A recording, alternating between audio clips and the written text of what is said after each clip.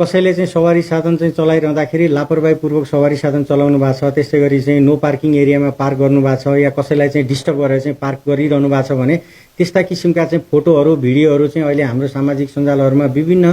सडक प्रयोगकर्ताहरूले विभिन्न नागरिकहरूले चाहिँ हामीलाई चाहिँ पोस्ट गरिरहनु भएको हुन्छ। त्यसले गर्दा ती पोस्टहरूलाई पनि हामीले चाहिँ आधार मानेर त्यस्तो उल्लङ्घन गर्ने व्यक्तिहरूलाई चाहिँ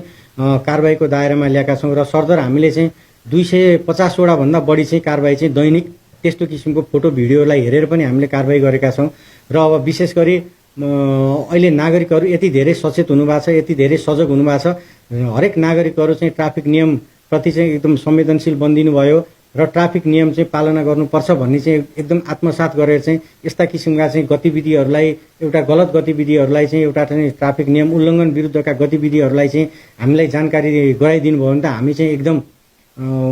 कारबाही गरेर त्यस्तो उल्लङ्घन गर्नेलाई कारबाही गरेर जानकारी पनि गराउँछौँ। उहाँ पीडितलाई